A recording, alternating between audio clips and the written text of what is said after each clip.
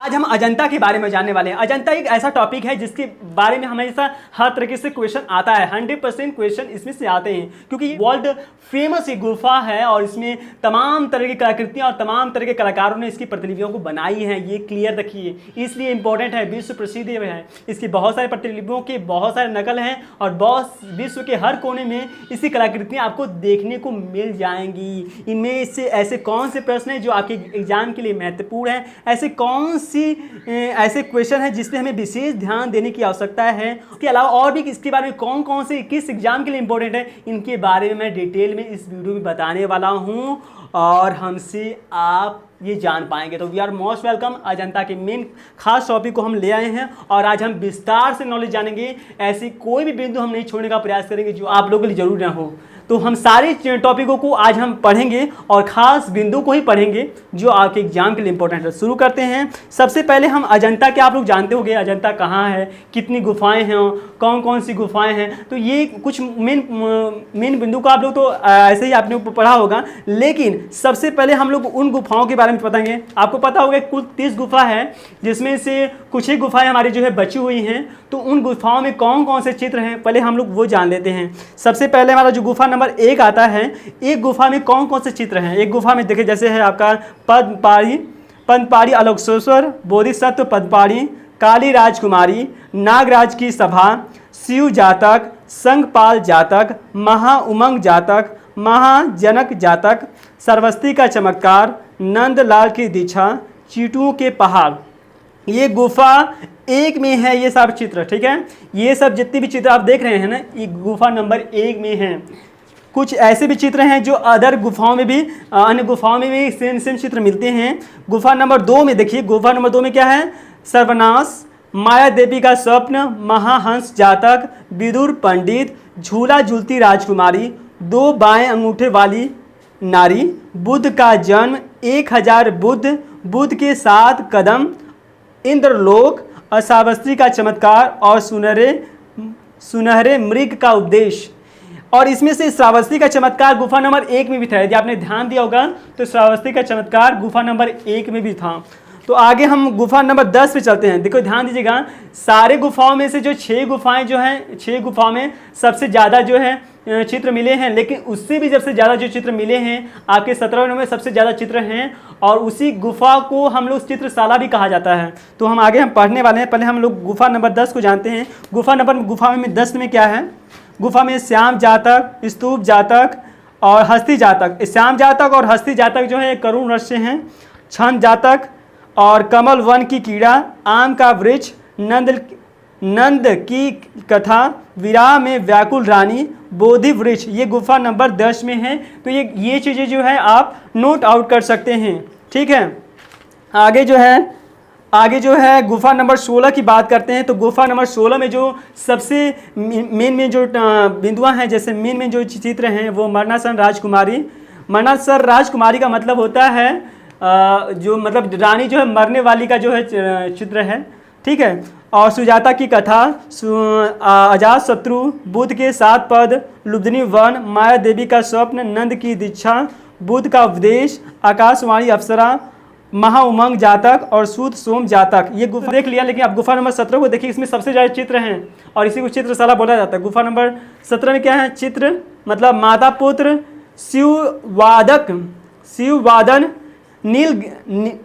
नलगिरी की कथा और डांकिया का युद्ध, प्रेत महात्मा, संसार चक्र और भाव चक्र, यशोधरा का मिलन, श्रृंगार करती राजकुमारी, उड़ते हुए गंधर्व, बुद्ध के कपिल वस्तु लौटते हुए दृश्य, महाकपिल जातक, हस्ती जातक, मातृपोषक जातक, श्याम जातक और उसके बाद सतु सोम जातक और छंद जातक, महिष जातक, ब्राह्मण जातक, विश्वंतर जातक, मृग जातक, हंस जातक, मार विजय और श्रावस्ती का चमत्कार। श्रावस्ती का चमत्कार गुफा नंबर 1, 2 और आपके 17 में श्रावस्ती का चित्र ये हैं। और मार विजय जो है रौद्र रस उसमें दिखाया गया, ये क्लियर कर लीजिएगा, रौद्र रस। ये इसमें जातक आप लोग सुन रहे हैं, ये जातक होता क्या है? जातक जो होता है पूर्व जन्म की कथाओं को कहा जाता है। पूर्व जन्म की कथाओं को जो होता है, बुद्ध के पूर्व जन्म की कथाएं या पूर्व जन्म की कथाओं को जातक कहा जाता है, ये ध्यान दीजिएगा। ये इसमें जो रंगों का जो प्रयोग हुआ है ना, वो चटकीले रंग का प्रयोग हुआ है, ध्यान दीजिएगा, चटकीले रंग हुआ है। और जिसमें फेस्को और जिसको कहें फेस्को सेस्को जो है ये होता है, जिसमें टेम्परा और फेस्को का तकनीक जो प्रयोग हुआ है, सबसे ज़्यादा इसी में चित्र हैं। और इस ग्रुप को चित्रशाला भी कहते हैं, भगवान विष्णु के रूप में इसी में दिखाया गया है। तो ये जो 17 नंबर का जो है, यही सुरक्षित गुफा मतलब चित्र भी है, इसको बहुत ही संभाल कर लोग जो है इसको व्यवस्थित रखे हुए हैं अजंता जो आपके महाराष्ट्र में है। तो ये चीज़ें आप जान लीजिए। अब इससे जुड़ी जो क्वेश्चंस हैं, जो इम्पोर्टेंट क्वेश्चंस हैं, उन पे हमें ध्यान देने हैं। इम्पोर्टेंट क्वेश्चन क्या क्या हैं? पहला जो क्वेश्चन हमारा जो बनता है, अजंता गुफा पहाड़ी को काटकर बनाई गई है, मतलब अजंता गुफा को किस पहाड़ी को काटकर बनाई गई है? तो सतपुड़ा पहाड़ी को काटकर बनाई गई है। अजंता किस नदी के किनारे स्थित है? तो बागौरा नदी के किनारे स्थित है। और कहाँ है? महाराष्ट्र औरंगाबाद में, ठीक है। उसके बाद अजंता का आकार कैसा है? अर्धचंद्राकार है, अर्धचंद्राकार। अजंता के चित्रकार कौन थे? तो बौद्ध भिक्षुक जो थे, वो बौद्ध भिक्षुक जो थे वो कौन थे? वो थे चित्रकार थे। यदि मित्रों आप चाहते हैं इस चीज़ का जो जितनी भी मैंने PDF जो है आपको चाहिए, यदि इसकी बुक चाहिए, आपको ये बुक चाहिए, तो आप इस लिंक पर जाकर जो है आप जो है देख सकते हैं स्टोर पर। इसमें यदि आप एग्जाम की तैयारी कर रहे हैं, यदि आप फाइन आर्ट्स की या BFA की तैयारी कर रहे हैं या अदर क्लास की कर रहे हैं, तो मेरे पास ये स्टोर्स है, उसमें आप जाकर अपना वो बुक ले सकते हैं और आप आसानी से पढ़ सकते हैं जो नई चीज़ें हैं जो इम्पोर्टेंट है आपके एग्जाम के लिए। तो चलते हैं, तब इससे हम बात करते हैं। अगला जो अजंता की कितनी जातक कथाएं हैं? तो जातक कथाएं जो है 547 जातक कथाएं हैं। अजंता गुफा कितने प्रकार की हैं? तो 2 प्रकार की हैं, वो हैं चैत्र और बिहारी। ध्यान दीजिएगा, ये चैत्र और बिहार का मतलब क्या होता है? चैत्र मतलब होता है पूजा स्थल होता है, बिहार का मतलब होता है विष्णु को रहने का स्थान होता है। ये ध्यान दीजिएगा। कितनी चैत्र गुफाएं? तो 5 है, 9, 10, 19, 16 और 29 जो है ये चैत्र गुफाएं हैं। बिहार गुफा को क्या कहा जाता है? बिहार गुफा को संगाराम माया कमरा, जो बिहार का मतलब है विष्णु को रहने का स्थान, ठीक है। अजंता का प्राचीन नाम क्या था? अजिष्ठा, अजिष्ठा नाम था, प्राचीन नाम था। वर्तमान में अजंता की कितनी गुफाओं के चित्र मिले हैं? तो गुफाओं नंबर 1, 2, 9 और 10, 16, 17 में ये जो है चित्र मिले हैं। ये चीज़ आप ध्यान लीजिएगा, ठीक है। ताकि 9वीं और 10वीं में जो है निर्माण काल क्या है? अजंता के 9वीं और 10वीं का निर्माण काल क्या है? तो 200 ईसा पूर्व माना जाता है। अजंता गुफा की खोज कब हुई? अजंता गुफा की जो खोज हुई मित्र, वो 1819 में किसने किया है? सर जेम्स स्मिथ ने किया था। सर जेम्स स्मिथ ने किया था, जो मद्रासी सेना का अधिकारी है, मद्रासी सेना का अधिकारी था, जिसने 1800 जो है 19 में उसने किया था खोज। अजंता का सर्वश्रेष्ठ काल क्या है? अजंता का सर्वश्रेष्ठ काल जो माना जाता है गुप्त काल माना जाता है। अजंता के किस गुफा का प्रवेश द्वार सबसे बड़ा है? तो 10वीं गुफा का जो प्रवेश द्वार सबसे बड़ा है। अजंता का सबसे प्राचीन गुफा कौन सा है? तो 10वीं नंबर का जो गुफा है वो सबसे प्राचीन है, ये ध्यान दीजिएगा। अजंता की कौन सी शैल स्थापत्य के लिए श्रेष्ठ है? तो पहली गुफा जो है शैल स्थापत्य के लिए श्रेष्ठ है। उसके बाद अजंता की किस गुफा में चित्रशाला कहा जाता है? तो मैंने बताया भी था कि 17 नंबर गुफा को क्या कहा जाता है? चित्रशाला कहा जाता है। अजंता की पहली गुफा का श्रेष्ठ चित्र कौन सा है? तो बोधिसत्व पद्मपाणी जो है ये पहला सर्वश्रेष्ठ चित्र है। ये एग्जाम में पूछा जाता है, बोधिसत्व गुफा नंबर अजंता किस गुफा नंबर में है? तो ये भी पूछा जाता है, तो आप इसे नोट आउट करो। गुफा की 30वीं गुफा की अजंता की 30वीं गुफा को खोज किसने की थी? तो भारतीय पुरातत्व विभाग ने किया था। 30वीं गुफा की खोज भारतीय पुरातत्व विभाग ने किया था। गुफा नंबर 9 में प्रसिद्ध चित्र कौन सा है? तो श्याम जातक कथा वाला जो है 9 गुफा में जो है श्याम जातक कथा जो है सबसे महत्वपूर्ण है। आगे हमने जो बात करने वाले हैं मित्र, गुफा नंबर 10 में जो है छन जातक जो होता है बहुत ही महत्वपूर्ण है, जो एग्जाम में पूछा जाता है। छन जातक का मतलब क्या होता है? 6 दांतों वाली हाथी, 6 दांतों वाली हाथी जो सफ़ेद रंग की है, ठीक है, जिसमें करुण रस को दर्शाया गया है, ये ध्यान दीजिएगा। गुफा नंबर 16 में जो सबसे इंपॉर्टेंट है मरणासन राजकुमारी, जो मरती हुई राजकुमारी का जो दृश्य है। और गुफा नंबर 17 में राहुल का समर्पण का जो चित्र है वो बहुत ही लोकप्रिय है। 16 नंबर में जो है बुद्ध का गृह त्याग जो है बहुत ही इंपॉर्टेंट चित्र है, जो एग्जाम में इंपॉर्टेंट है, मैं बता रहा हूँ आपको, जो ये इंपॉर्टेंट है, इसको टिक आउट कर लीजिएगा। महात्मा बुद्ध भिक्षु के रूप में जो दर्शाया गया गुफा नंबर 17 में है। गुफा नंबर 9 में जो है आसीन राजकुमारी, आसीन नारी 9 में है। और 9 में जो है हीनयान और महायान का जो चित्र है गुफा नंबर 9 में है। 16 में वटावटक के लेक वकाटक के लेक जो है गुफा नंबर 16 में है, ये ध्यान दीजिएगा। और साथ ही साथ गुफा नंबर 17 में जो इम्पोर्टेंट है आपका है वो महाहंस जातक है, ये इम्पोर्टेंट है। जो देखिए जो मैंने अभी बताया मित्र, ये इम्पोर्टेंट है, जो एग्जाम के लिए कई बार पूछा गया है और मैं इसी जगह से मैंने इसको प्रश्न को उठाया है क्योंकि ये इम्पोर्टेंट है, क्योंकि एग्जाम में दिया है। उन्हीं प्रश्न को एग्जामिनर टिक लगाता है जो लगता है कि इम्पोर्टेंट रूप से हर स्टूडेंट को पता होना चाहिए, तो ये विशेष ध्यान दीजिएगा, वो नोट आउट जरूर कर लीजिएगा। ठीक है, आगे जो हम पढ़ते हैं मित्र जो है आगे जो हमारी खास जो प्रश्न आ रहे हैं मेरे सामने, जो मैं बताना चाहूँगा, किस गुफा में वृक्षों और फलों का अंकन किया गया है? तो 9वीं गुफा में जो है फलों का अंकन किया गया, फलों का अंकन किया गया 9वीं गुफा में। अजंता शैली को किस विद्वान ने बौद्ध कला से पुकारा है? अजंता शैली को किस विद्वान ने बौद्ध कला से पुकारा है? तो पर्सी ब्राउन जो थे वो इन्होंने जो है इसको क्या पुकारा है? बौद्ध कला के नाम से।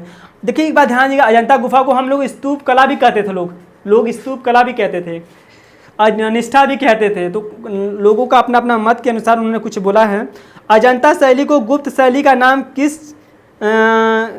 किसने संबोधित किया है? तो राय कृष्ण दास के बारे में जानिए कि ये जो आपकी भारत कला भवन है जो वाराणसी में है, इसके संस्थापक हैं और ये बहुत माहिर कलाकार हैं या बहुत माहिर लेखक हैं, तो इनके बारे में आप जान सकते हैं कि राय कृष्ण से जुड़ा हुआ सवाल दिया जा सकता है आपको। अजंता गुफा में अधिकतर नारी अर्ध नग्न रूप चित्र किसके दर्शन होते हैं? तो शालीनता का दर्शन होते हैं। अर्ध नग्न रूप किसमें दर्शन होते हैं? तो शालीनता का। ये चीज़ें क्लियर कर लीजिए। उसके बाद में अगला जो मेन पॉइंट पे ध्यान, ये अजंता कितनी प्रकार की शैलियाँ हैं? अजंता की 3 प्रकार की शैलियाँ हैं, यश शैली, देव शैली और नाग शैली। यश शैली मतलब अशोक के काल की है और देव शैली जो है बिंबिसार के काल की है और ये जो नाग जो है वो नागार्जुन की शैली की है, ये ध्यान दीजिएगा। उसके बाद अजंता की प्रतिलिपियाँ सर्वप्रथम किसने बनाई थी? तो रॉबर्ट गिल ने जो है सन 1844 में बनाया था, 30 बनाया था, जिसमें से उसने प्रदर्शनी में लगाया था, लेकिन जल कर नष्ट हो गई थी, 25 कलाकृतियाँ नष्ट हो गई थी और जिसमें 5 जो है बची थी। तो उसके बाद जो है अजंता में नीले रंग का प्रयोग किस गुफा में हुआ है? तो गुफा नंबर 2 में जो है नीले रंगों का प्रयोग हुआ है, ये ध्यान दीजिएगा। उसके बाद अजंता चित्रों का प्रमुख लक्ष्य क्या था? तो आनंद को उद्घटित करना। आनंद को उद्घटित करने के लिए इन जो है सारे चित्रों को बनाया गया है। ठीक है, तो अजंता के चित्रों का मेन उद्देश्य यही है। उसके बाद अजंता के किस पद्धति से पहले मतलब अजंता में किस पद्धति का मतलब किस पद्धति से चित्र मिले हैं? किस पद्धति के सबसे पहले चित्र मिले हैं? तो वो टेम्परा के मिले हैं। ठीक है, टेम्परा के मिले हैं, ध्यान दीजिएगा। फ्रेस्को सिस्को तकनीक भारत की किस चित्रण शैली से संबंधित है? तो अजंता शैली से है, अजंता शैली से है। भारत में शास्त्रीय कला किसे कहते हैं? तो देखिए अब ध्यान दीजिएगा, भारत में शास्त्रीय कला कहते हैं अजंता को कहते हैं। अजंता को शास्त्रीय कला भी कहा जाता है, अजिष्ठा भी कहा जाता है, स्तूप भी कहा जाता है। ठीक है, स्तूप भी लोगों ने कहा है। तो कई लोगों ने गुप्त शैली का भी नाम दिया, मतलब लोगों के मन में जो भी विचार आए हैं उन्होंने अपनी बातें कही हैं। ठीक है, तो ये ध्यान दीजिएगा, ये इसलिए महत्वपूर्ण हो जाता है ये टॉपिक, इसलिए मैं कहता हूँ कि आपको इस टॉपिक को भूलना नहीं चाहिए। और एक बार प्लीज़ यह काम जरूर कीजिएगा, प्लीज़ अन्य मित्रों को जरूर शेयर कीजिएगा। ये इतने महत्वपूर्ण इस टॉपिक को बनाने के लिए काफ़ी समय लगा है, इस टॉपिक को लाने में आपके लिए बहुत समय लगा है, तो आप प्लीज़ मेरी हेल्प कर सकते हैं, आप शेयर कर सकते हैं अन्य मित्रों को जो लोग कला के क्षेत्र में कर रहे हैं। ओके, तो आगे हम जो बात करते हैं भारत कला का स्वर्ण युग कौन सा काल है? तो वो गुप्त काल जो है वो क्या है? वो स्वर्ण युग है, आप जानते होंगे। अजंता के रंग किससे बनाए जाते हैं? अजंता के जो रंग है बनाए जाते हैं वो प्राकृतिक रंगों से बनाए जाते हैं। अजंता में कितने रंगों का प्रयोग हुआ है? अजंता में कितने रंगों का प्रयोग हुआ है? तो 5 रंग का प्रयोग हुआ है, लाल, पीला, नीला और सफ़ेद, ये रंगों का प्रयोग हुआ है। तो ठीक है, ओके। उसके बाद अजंता की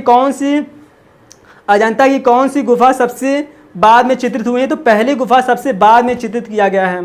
पाषाण स्तूप किस गुफा में है? तो पाषाण स्तूप किस गुफा में? तो 9वीं गुफा में है। इसमें 23 खंभे हैं, 9 गुफाओं में जो है 23 खंभे हैं, जो इसमें इसको बोला जाता है प्रसिद्ध स्तूप भी कहा जाता है, प्रसिद्ध स्तूप, जिसमें 16 व्यक्तियों का समूह की मतलब जो 16 व्यक्तियों का समूह की पुजारी है, जिसमें जो 16 व्यक्तियों का समूह दिखाया गया है जो पुजारी की है।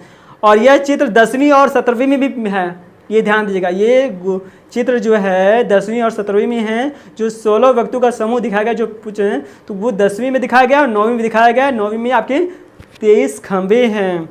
उसके बाद लड़ते हुए बैल अजंता की किस गुफा में हैं? तो लड़ते हुए बैल जो है पहली गुफा में है, ये ध्यान दीजिएगा। सबसे लास्ट में बनाया गया गुफा को है, तो पहली गुफा है। आगे हम जो बात करें मित्र, अजंता में सर्वाधिक सुंदर आलेखन, अजंता में सर्वाधिक सुंदर आलेखन किसका है? तो वो कमल का है। कमल का जो दृश्य है वो सुंदर आलेखन है इसका।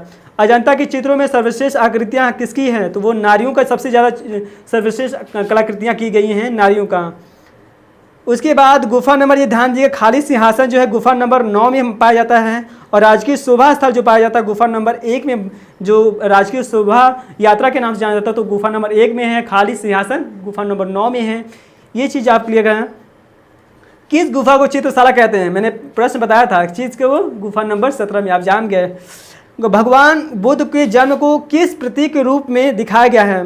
भगवान बुद्ध को जन्म को किस प्रतीक के रूप में दिखाया गया है? तो 7 कमल के फूल के रूप में दिखाया गया है। 7 कमल के फूल में दिखाया गया है, ठीक है। तो ये ध्यान दीजिएगा। अजंता की चित्रकारी किस शैली पर आधारित मानी गई है? तो देव शैली पर आधारित मानी गई है। अजंता गुफाओं के चित्र की जो भाषा क्या है? अजंता कथाओं की क्या भाषा है, मतलब किस भाषा की है? तो पाली भाषा की है। अजंता की सर्वप्रथम प्रतिलिपियाँ कहाँ प्रदर्शित की गई? तो 1866 ईस्वी में क्रिस्टल पैलेस में इंग्लैंड में जो है इसको प्रदर्शित की गई थी, जिसमें आग लगने से जो है 25 कलाकृतियाँ जो है जल गई थी। और इन कलाकृतियों को बनाने वाले रॉबर्ट गिल थे, ठीक है। 1944 में, मतलब 1844 में उन्होंने बनाया था। और उसमें से 5 ही जो है चित्र जो है सुरक्षित बच पाया था। अगला जो है अजंता के कलाकारों की मुख्य और क्या भावना है थी? साधना और अपूर्व ज्ञान को, अपूर्व ज्ञान और साधना को दर्शाना था उन कलाकारों का मुख्य भावना थी। यूनेस्को द्वारा न्यूयॉर्क के अजंता के रंगीन चित्रों को संग्रह किस नाम से प्रदर्शित किया गया है? तो किस नाम से प्रदर्शित किया गया? यूनेस्को में जो है न्यूयॉर्क में अजंता को चित्रों को, रंगीन चित्रों को प्रदर्शित किया गया है, वो किस नाम से किया गया है? किस नाम से किया गया? तो ये देखिए 1954 में जो है पेंटिंग ऑफ अजंता केव के नाम से जो है प्रदर्शित किया गया है। ये ध्यान दीजिएगा। ये यूनेस्को जो सबसे बड़ा जो है संस्थान है। चीनी यात्री का स्वागत किस गुफा में किया गया है? तो गुफा नंबर 2 में जो है चीनी यात्री का स्वागत किया गया है, ध्यान दीजिएगा। बौद्ध धर्म का संस्थापक कौन? बौद्ध धर्म का संस्थापक गौतम बुद्ध थे, ये ध्यान दीजिएगा। गौतम बुद्ध कौन थे? बौद्ध धर्म के संस्थापक। इनसे रिलेटेड भी प्रश्न आता क्योंकि ये अजंता से है, तो अजंता से रिलेटेड जो बौद्ध धर्म के गौतम बुद्ध के बारे में, इसके बारे में पूछता है, वो कहाँ रहते थे, कहाँ मरे थे, कहाँ सबसे पहले उपदेश दिया, तो ये पूछा जाता है। उनके पिता जो शत्रुघ्न थे, उनकी माता माया देवी थी, बचपन का नाम था सिद्धार्थ था, पत्नी उनकी जो यशोधरा थी, उनका जो पुत्र था राहुल था। 29 वर्ष में उन्होंने घर को त्याग कर दिया। 29 वर्ष की अवस्था में उन्होंने घर त्याग दिया। गुरु थे अलार कलाम थे, अलार कलाम के गुरु थे। 35 वर्ष में फाल्गु नदी के किनारे पीपल के वृक्ष में उनको ज्ञान प्राप्त हुआ था। और जो पहला उपदेश था उनका सारनाथ में उन्होंने दिया था। पहला उपदेश जो उन्होंने जो उपदेश दिया था वो सारनाथ में दिया था, जो वाराणसी में है, मतलब कहिए कि यूपी में पड़ता है। और ये जो भाषा जो थी उनकी जो थी वो पाली थी। और सर्वाधिक उपदेश कहाँ दिया है? तो सारवस्ती में सबसे ज़्यादा उपदेश दिया उन्होंने है। सारवस्ती में जो है सबसे ज़्यादा दिया है। 80 वर्ष की अवस्था में कुशीनगर देवरिया में उनका जो है देहांत हो गया, जो यूपी में है, उत्तर प्रदेश में है। तो ये इंपॉर्टेंट बातें थी। साथ ही साथ यदि आप मित्रों इसके बारे में मुझे सलाह लेना चाहते हैं तो कमेंट में मैं डिस्क्रिप्शन में मैं आपको लिंक दे दूंगा, आप हम उससे जो है आप अपना फॉर्म फिलअप करके हम उससे ले सकते हैं। यदि ऑनलाइन क्लासेस के लिए जुड़ना चाहते हैं तो उसको भी दे दूंगा, और मटेरियल्स की रिक्वायरमेंट है तो आप उसको भी देख सकते हैं। तो ये सारी चीज़ें आपको इस डिस्क्रिप्शन में मिल जाएगी। साथ ही साथ और भी चीज़ें, आप एक मन में जिज्ञासा हो सकती है ये किसके लिए, ये चाहे BFA के लिए हो, चाहे TST, PST, नीट, GRS की एग्जाम या कॉम्पिटिटिव एग्जाम दे रहे हो फाइन आर्ट्स का, तो वो इनके लिए इंपॉर्टेंट है ये सारे टॉपिक्स है। तो मैं आगे ही बात करना चाहता हूँ सिंपल सा जो आप लोग जानते हो मैं आपको दोहरा देता हूँ। जैसे अजंता औरंगाबाद महाराष्ट्र लास्ट में है 30 गुफाएं हैं। देखिए कभी कभी होता है ना कि कभी 29 है कभी 30 होता है, कभी यदि दोनों टॉपिक दिया है 29 और 30 दोनों दे तो आप 30 पर टिक लगाए, क्योंकि 30 गुफाएं हैं जिसमें एक आधा जो 15 और 14-15 के बीच में एक आधा गुफा है, तो आप एक चीज़ हमेशा 30 ही लगाइएगा। लेकिन दोनों में से एक मिलेगा तो आप दोनों में से एक लगा सकते हैं, जैसे मान लीजिए आप 30 लगा सकते हैं, ठीक है। यदि 29 और 30 देगा तो आप जो है 30 को लगाएंगे, सिर्फ 29 मिलेगा, 30 नहीं मिलेगा तो आप 29 को ही लगाएंगे, ठीक है। तो ये चीज़ आप कंफर्म कर लीजिएगा। अजंता तकनीक का माध्यम क्या है? टेम्परा और फ्रेस्को का मिश्रित विधि का माध्यम प्रयोग किया गया है। रॉबर्ट गिल में 30 प्रतिलिपियाँ बनाई थी। कब बनाई थी? वो उसमें 25 नष्ट हो गई थी, जिसमें 5 बची थी, मैंने बताया था। लेडी करिघम जो है भारत में जो है कब आई थी? भारत में जो है कब आई थी? तो वो 1909 में आई थी, जो 1909 में आई हुई थी। अजंता के समकालीन चित्रकार, अच्छा अजंता के समकालीन जो चित्र कहाँ से मिलते हैं, मतलब किससे मिलती जुलती हैं? तो वो बाघ गुफा से ये मैच करती हैं, ये ध्यान दीजिएगा, बाघ गुफा से मैच करती हैं, ये ध्यान दीजिएगा। है वो सबसे प्राचीन है, गुफा नंबर 9 सबसे प्राचीन गुफा माना जाता है, और इसे चैद गुफा भी कहा जाता है। चैद गुफा मतलब पूजा स्थल का ये है, ठीक है।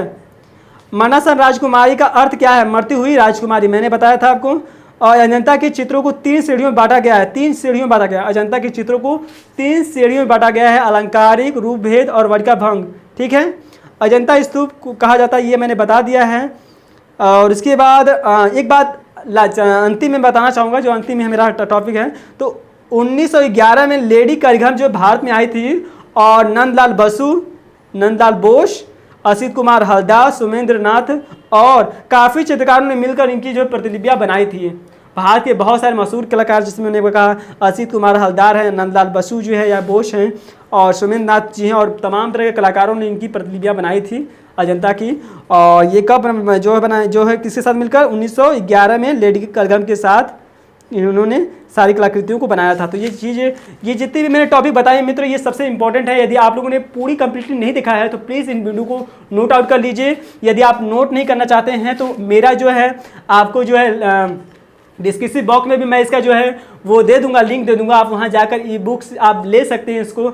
और भी एग्जाम की तैयारी कर रहे हैं कि बीएफए एग्जाम की तैयारी कर रहे हैं, टीएसटी पीएचडी कर रहे हैं, तो इसके लिए भी ये बहुत सारे नोट्स मैंने तैयार करके मैंने खुद अपने हाथ से बनाए हुए, तो आप उसको डाउनलोड कर सकते हैं और अपना लर्निंग कर सकते हैं, क्योंकि एग्ज़ाम बहुत नज़दीक है और आप लोग बहुत उत्सुक हैं और बहुत मेहनत के साथ आप अध्ययन कर रहे हैं। और हम चाहते हैं कि आप ऐसे ही मेहनत करते रहें और हमारी वीडियो देखते रहें। वो सारी वीडियो हम फाइन आर्ट से रिलेटेड ही देते हैं, क्योंकि सारे स्टूडेंट इससे फाइन आर्ट की वीडियो नहीं मिल पाती हैं और कला से संबंधित नहीं मिल पाती। तो मैं कोशिश कर रहा हूं कि जितनी भी थ्योरिटिकल नॉलेज मैं दूं, साथ साथ प्रैक्टिकल नॉलेज भी मैं आपको साथ में देते रहूं। बस आप लोग का साथ, आप लोग का प्यार मिले तो मैं इस वीडियो को और आगे ले जाने का प्रयास करूं। और हमसे बने रहिए और अगली बार नए टॉपिक के साथ पुनः मिलेंगे। तब तक के लिए नमस्ते, जय हिंद, जय भारत।